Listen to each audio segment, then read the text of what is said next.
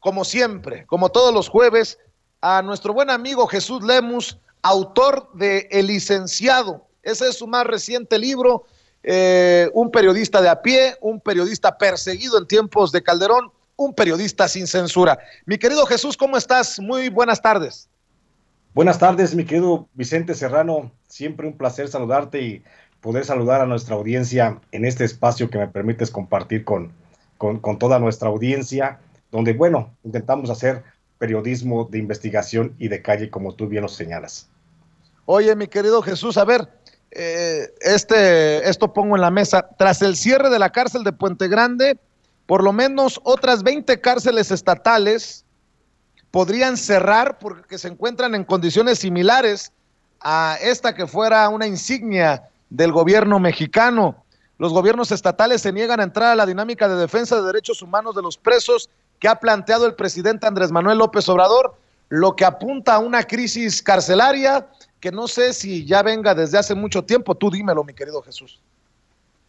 Efectivamente, Vicente, como tú ya ahorita señalabas, con cierto encono y cierto enojo, mejor dicho, con cierto enojo que compartimos seguramente todos los mexicanos, porque este gobierno de la Cuarta Transformación pues ha comenzado a sacudir las sábanas y ha encontrado ahora sí que ranas y tepocatas debajo del colchón. Y bueno, qué importante es que el presidente de la República, López Obrador,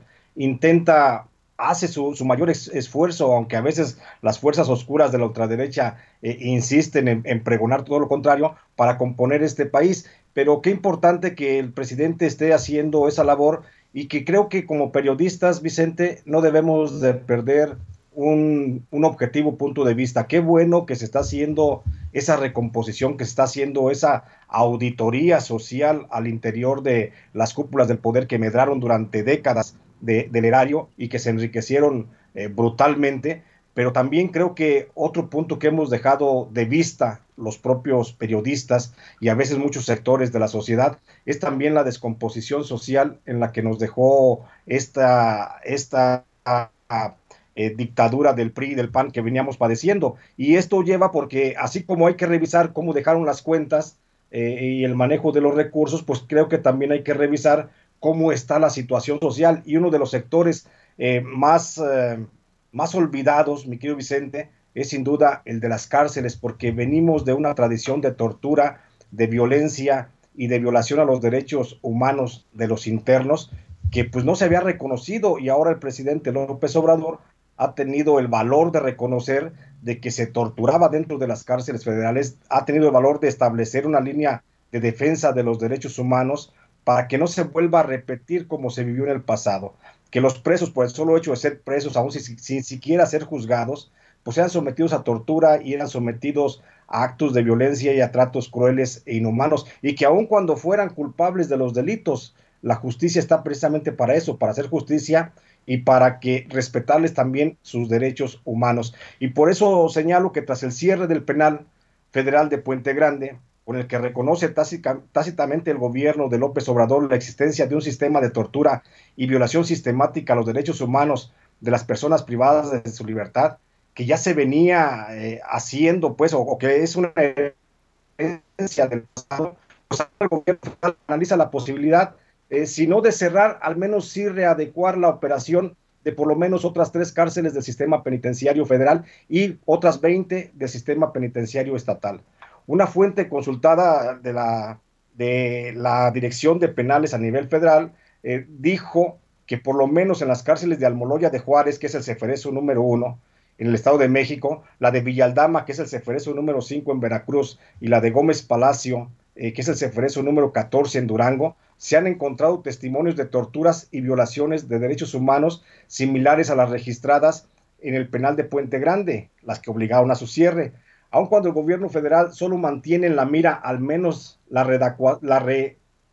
readecuación de las 3 cárceles federales referidas, existen datos en la Comisión Nacional de los Derechos Humanos que podrían hacer que por lo menos otras 20 cárceles estatales sean cerradas o rediseñadas en su operación, por el hecho de que en ellas también se han documentado casos graves de tortura y violación a las garantías individuales de las personas privadas de su libertad. De acuerdo al Diagnóstico Nacional de Supervisión Penitenciaria 2019, elaborado por la Comisión Nacional de Derechos Humanos, En por lo menos 71 de las 131 prisiones estatales que operan en el país, existe actualmente el riesgo de ingobernabilidad. Eso como resultado de las constantes protestas de los internos a causa de la tortura y la violación de derechos humanos a los que son sometidos de manera sistemática por parte del personal de vigilancia y custodia. Por eso es que en 20 de esas 71 cárceles de alto riesgo es donde se acentúa la tortura y la violación de los derechos contra los internos, y es lo que podría hacer que el gobierno federal decrete la suspensión definitiva de actividades, o al menos se instruya a los gobiernos estatales para que se modifiquen los protocolos de trato hacia la población carcelaria. ¿No sería, pues, Vicente, de sorprender que en breve el gobierno federal pudiera decretar el cierre de más cárceles federales y estatales que no se ajustan a la nueva política de protección de derechos humanos y contra la tortura que ha manifestado el presidente López Obrador, como un acto de congruencia de su administración caracterizada, como ya lo sabemos, por su sentido humanista? Y es que cuando desde la Presidencia de la República se ha delineado la nueva política pública para el respeto de los derechos humanos de las personas privadas de su libertad, esta instrucción oficial, fincada en el marco jurídico del país, poco o nulo eco ha tenido en los gobernadores estatales.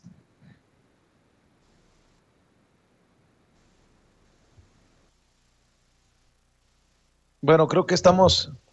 teniendo problemas nuevamente con la conexión.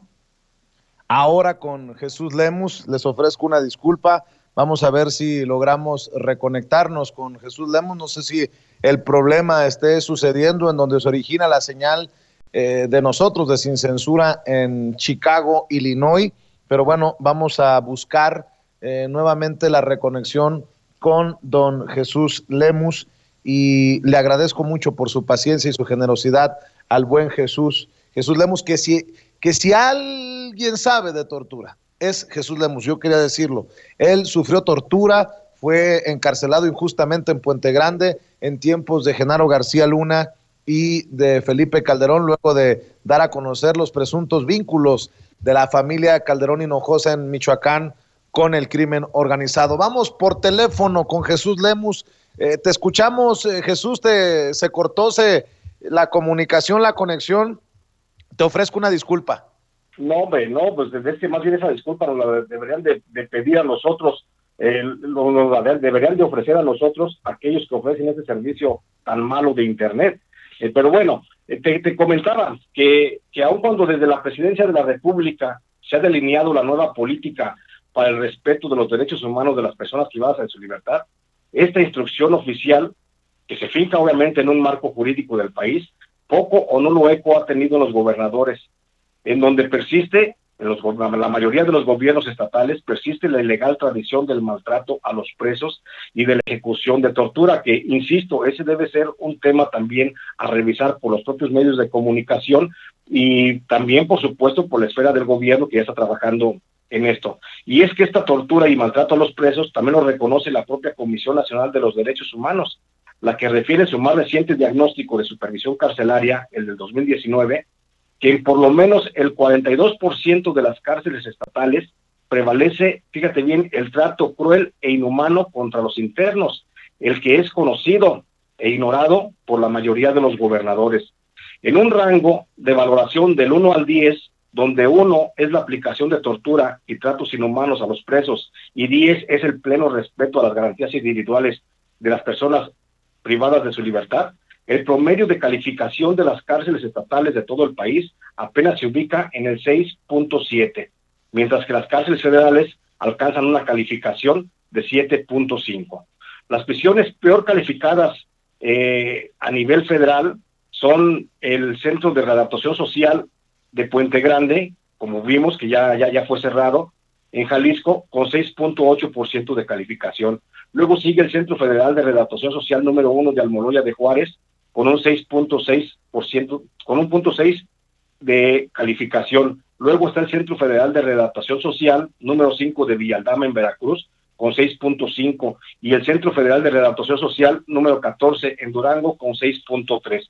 Por lo que hace, mi querido Vicente, a las cárceles locales, los sistemas penitenciarios estatales más deficientes, donde los gobernadores no han puesto la debida atención para atender ese cáncer que nos heredaron las administraciones pasadas, De acuerdo a la evaluación de la CNDH, los peores calificados son los de Tamaulipas, con 5.4 de calificación, luego sigue el de Guerrero con 5.9, luego están las cárceles de Veracruz con 5.9, luego están las de Puebla con 6.3, luego las de Sinaloa con 6.5, Tabasco con 6.6 y Michoacán con 6.15 puntos de calificación. Los aspectos que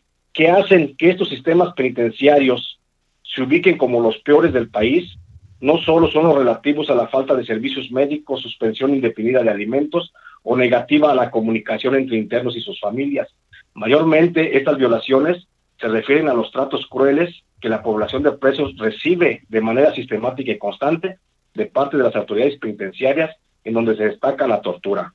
La tortura que mayormente se aplica dentro de las cárceles estatales, y creo que esto es bien importante, mi querido Vicente, la gente que nos escucha, que se finque aquí una observación permanente, porque la tortura que mayormente se aplica dentro de las cárceles estatales tiene que ver con la suspensión de alimentos o el suministro de alimentos en estado de descomposición.